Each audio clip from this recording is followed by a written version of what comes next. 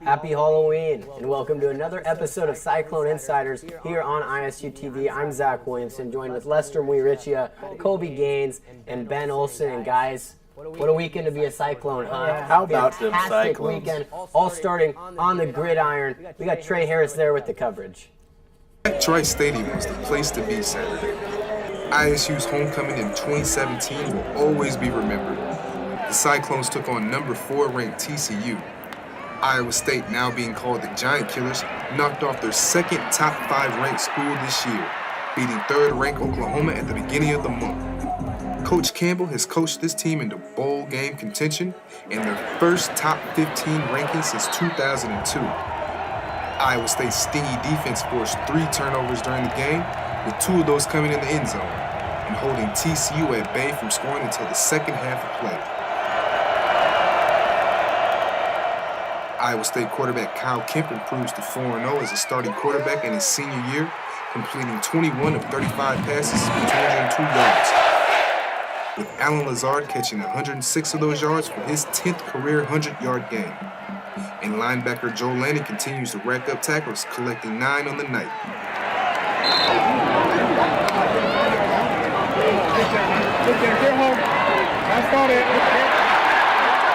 The 14th ranked Cyclones take on West Virginia next in an away game Saturday.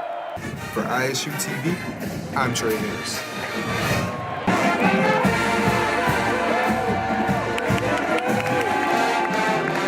Wow, so you see all the excitement there. I mean, you could definitely see the excitement just going around Ames, the fan base all excited, rush the field. Basically just what a time to be a Cyclone, like we were saying. And we also were able to catch up with some of the coaches and players at Media Day today, and here's what they had to say about the game. We're heading into November. I mean, we'll find out really, where we are and who we are starting now. And I think the month of November in football for my 35 years is the most critical month.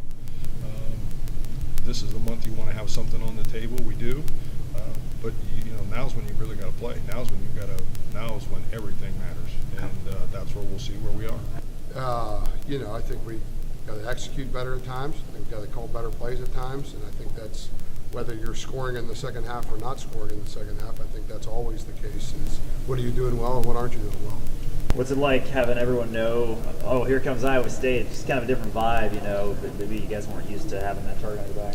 Yeah, we've never had that from the media or anything, but we've always put that pressure on ourselves. When we come in, we're expecting we're going to go win a game. We've expected that since we've been here. So for us, it's the same mindset going in. It's just trying to block everything out when we're going into a game. Try not to get too soaked into what everyone's saying. No, there's nothing like sitting and watching your guys play really hard and have fun playing this game. I mean, that's what it's about. And winning is fun. 6 AMs are fun. They're part of the process. Winning is fun, and seeing your players have success when they work so hard, that's everything for me. Well, with the win, the Cyclones were able to climb up to number 14 in the AP polls. And just like that, tied for first in the Big 12 Conference. Looks good. Who would have said this before the season started? But guys, let's just talk about what did this game say about Iowa State and how big was this win in program history? Let's start with you, Ben. It's great to be able to talk about biggest wins in program history this year. We already did it once with the Oklahoma. The way I look at it, you go back to the 2011 Oklahoma State game, and that was probably the most memorable, just because it was least expected. You go to the Oklahoma game this year, that was biggest upset, 4 touchdown, 31-point underdogs actually, and then you come to this one. This one means something for Iowa State football. This one shows that we're legit this season, and it's the most impactful win in Iowa State football history, meaning that it can propel us to national prominence, but then a culture that continues to win in big games. Yeah, and I couldn't agree more. The past few weeks, you started getting that feeling, this team's a good football team. This team's for real. There's, every week it kind of became less of a fluke. But like you said, this week really made people go, you know what? This team is a very good ball club. Definitely. Kobe, what do you got to say? Isn't it crazy how excited we were when they were 25th, Now they move up 11 spots. I mean, it's amazing to be a Cyclone right now, It's always nice talking about Cyclone sports when, everyone's doing good. You know, it definitely was amazing to rush the field. I know Ben was there with me, and you guys were calling it, and it was a sight to see. You know, the loyalty of Cyclone fans, it's what they deserve. You know, I think the only way to go from here is up. So hopefully Iowa State uses this to go into West Virginia and win there, because they're the underdogs again. It kind of messes with my mind. You know, they keep beating these top teams, but they're still the underdogs, and I think they like that feeling. You know, going in there, not having the pressure on them, and showing them why Iowa State's not a bottom feeder anymore. It's exciting to see. It's so true, and imagine as a recruit being at that game. How do you go to that game and not just say instantly, where do I sign? Where do I sign? Right? Where do I become a part of this culture, a part of this football team? Right. Les, do you have anything else to add on? I mean, these guys pretty much covered it. Ben talked about national recognition, and look where we are. I think that's something that we can take out of this game is the Iowa State defense, and we're going to get to that a little later. But this is the number 4 team in the country. Came to Jack. Jack was packed, and there was you can get a point on the board. We talked a little bit about this in the Less is More show. We talked about this on Clone Zone today. Yes, we did. And it was. For it to be that difficult for the number 4 team in the country to come into our house and beat us, I think that's a statement that is well deserved of a national recognition. I agree, and you touched on the defense there for a little bit. Boy, as the defense came on the last few weeks, really it's all started in the second half of that Oklahoma game. Counting that second half, there's been 14 quarters of football the Cyclones have played. They've given up 27 points in those 14 quarters. That's an average of 1.93 points a quarter. And the fact that they're doing this against Big 12 opponents is unreal. So going from there, who was your defensive player of the week? And tell me who your offensive player of the week was as well, Les. Okay, so for me, I'm going to have to give it to a guy that really grinded it out, and I got a chance to talk to him after the game, and that's David Montgomery on the offensive side. Because what he did, he kept the offense on the field. He had just a couple. He didn't have a lot of yards. He didn't rush for so much. 25 carries for 74, but he was on the field. He was pushing and working and really making that Texas defense work. And as for the offensive side, I'm gonna have to give it to my man Kyle Kemp. He threw a pick, but something that I really admire about him is his ability and just maturity to brush it off. Okay, I threw a pick, my bad, let's move on. We still have a game to win. And that's exactly what he did. Great coaching up front, and I think the coaches were impressed, and I was impressed. I wish I would have rushed the field. I would have given Kyle Kemp a huge hug. But overall, it was just a great win, and Kyle Kemp, David Montgomery, well done. Kobe, offensive player or defensive player? Okay, defensive player, I'm going to go with the Big 12 defensive player of the week, and Marcel Spears Jr. For 2 weeks in a row. I mean, rightfully so. I mean, the guy had 9 total tackles, 4 solo, and he had the key interception to seal the game. And he had a huge interception last week against Texas Tech, too, or 2 weeks ago against Texas Tech. But, I mean, you could just tell that the defense as a unit definitely all played their role. When Lanning went down, we were like, oh, what's going to happen? And everyone stepped up. Spears ended it with that interception. Personally, I didn't know it was an interception at the time because it was a great defensive play, and I thought we just won the game right there. But know that he got the interception. That's beautiful, and he was definitely well deserved for defensive player of the week in the Big 12. And then my offensive player.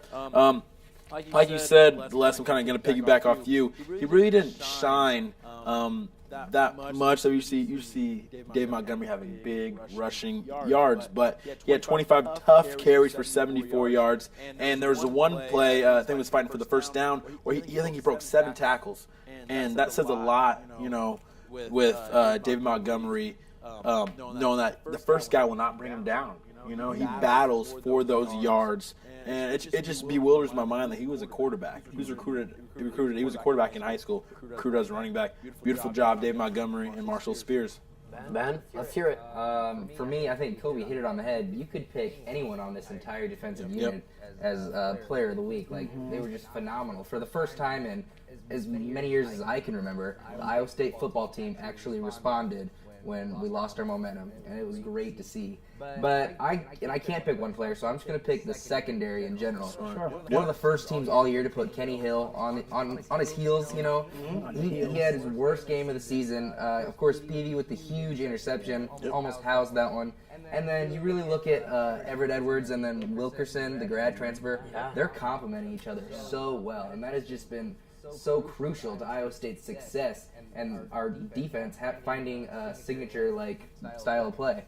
So they're going to be my defensive players of the week. And then on the offensive side of the ball, somebody that's going a little under the radar, I'm going to go Eaton. Okay. You know, 3 receiving touchdowns in 2 games now? He's really complimenting this receiver core. I think he's taking a little bit of the pressure off Lazard and Ryan, you know, and letting those guys get a little more open, and he's finding his own success. That's helping RO as well. He's kind of like a quiet noisemaker. Yeah, exactly.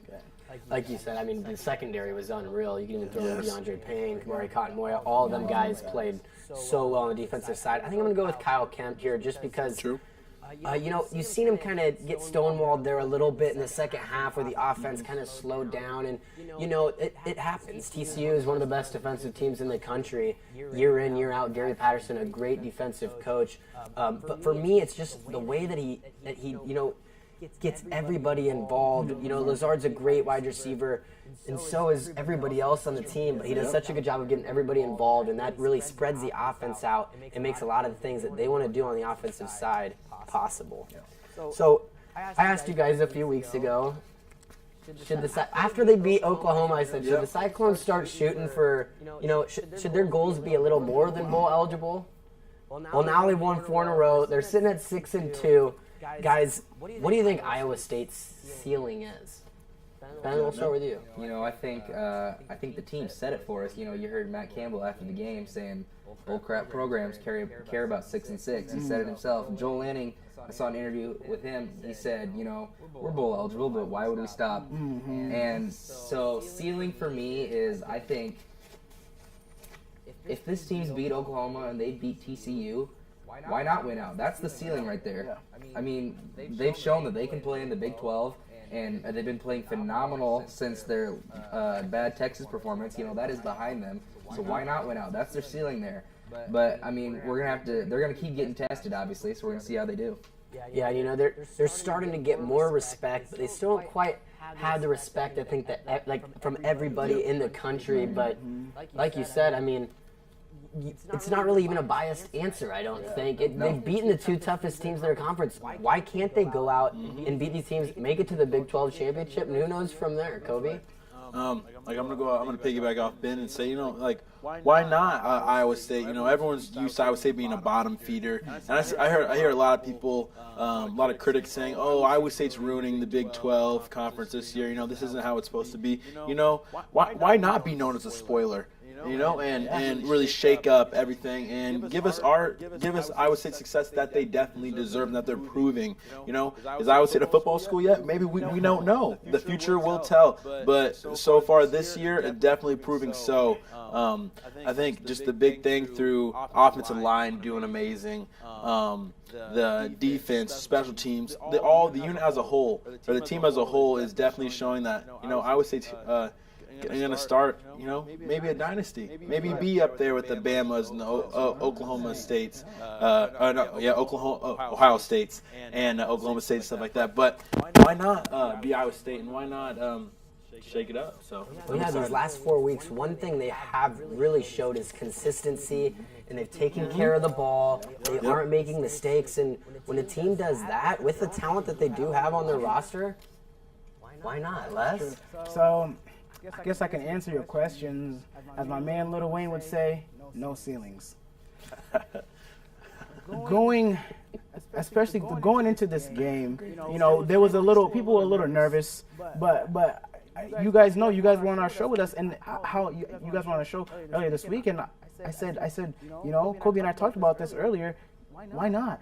You know, why not win a Big 12 championship? Why not be a national be a national contender for the national championship. Why not? Why not us? Kobe talked about it, us being bottom feeders, and that's completely out of the question.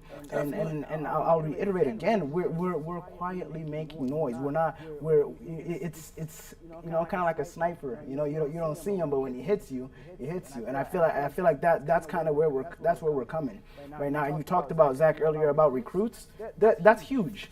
That's huge. People, high schoolers looking at this program like, hey, this is a serious team. And Coach Campbell, we know how serious he is. We know how emotionally attached he is to this team. And just that being said, I seriously don't think that there are any ceilings. This team has only gotten better. Yeah, this defense has only gotten better. And with 6 games left on the schedule, I feel like it's safe to predict that we can only get better. So that being said, just a big shout out to ISU, and guys, there's no ceilings on this one. I agree with you, and talking about recruiting a little bit, something that helps is, getting on national television. Last week against TCU, we were on ABC. They're also on ESPN, ESPN2. Yeah, weekly. Yeah, and this week they'll be traveling to West Virginia. It's not going to be a walk in the park. It's going to be a tough football game. Will Greer, their quarterback, is in the top 5 in the country in both passing yards and touchdowns. On top of that, their go-to receiver, David Sills, the 5th, 15 receiving touchdowns. That's the most in the country by 5 touchdowns. So check him, when you're getting on defense. Make sure somebody's got him. Maybe you get got 2 him. circles around him. Guys, give me a prediction. Who you got? West Virginia, Iowa State. Throwing a score. I think we're going to see a little more scoring. This one's going to be a little more like a Big 12 game. I'm going to go Cyclones 31, West Virginia 30. Okay. All right. I have Iowa State winning 24-14. Okay. I'm confident in my Cyclones, and I believe this week, I think it could be high scoring, but maybe that defense looked too good, man. Our defense looked too good this weekend. So I'm going to say maybe 30-17 Iowa State. Okay, and I think I'm going to go Iowa State 34, West Virginia 24. And that's all we have in the football segment. Also, Lester Muirichia will be hosting Stephen A. Smith for a question and answer Friday at 11 o'clock at the MU. So stop by and watch that. But that's all we have for the football segment. Stay tuned. We have more Cyclone sports on the way. You're watching Insiders.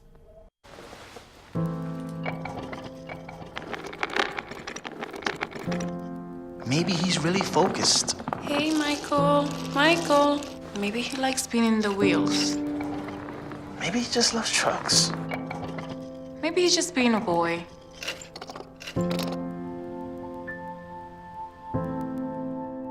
Preoccupation with objects is one early sign of autism. Learn the others today. The sooner it's diagnosed, the better. Welcome back to Cyclone InCyders on ISU TV. I'm going to join the guest with Brian Birch. Brian, nice to have you on the show. As you can see, we have our jerseys on. We had them on the last segment as well. Just for Halloween night, thought we'd dress up as a few guys. Who are you, Bruce? Oh, I'm Starlin Castro. We got the old Starlin Castro. We got the old Bo Jackson. And let's dive into some Cyclone sports. The football team isn't the only team that saw success this weekend. Another team that did was the volleyball team, who finally got that, signature Big 12 win against Kansas, the 11th ranked team in the country, 3-1. Brian, what happened? What went right for the Cyclones? There were a ton of big performances in the matchup. Jess Shaban and Alexis Conaway both had double-doubles.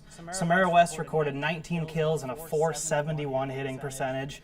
And Hallie Hillegas dropped 24 digs and earned herself the Big 12 Player of the Week. They're on a roll right now. Yeah, I mean, the players you just named, that's a complete squad that's doing it. As long as they're playing as a team, they're going to be tough to beat, especially when you're beating the second-best team in the Big 12. Another thing to be proud about as a Cyclone fan is both the men's and women's cross-country teams brought home Big 12 championships this weekend. The men's team ranked 14th in the country now, the women's 20th. Quite a feat there, and building on the rich history of success that both teams have had, especially the women's, who will now most likely be running in their 8th straight NCAA championships.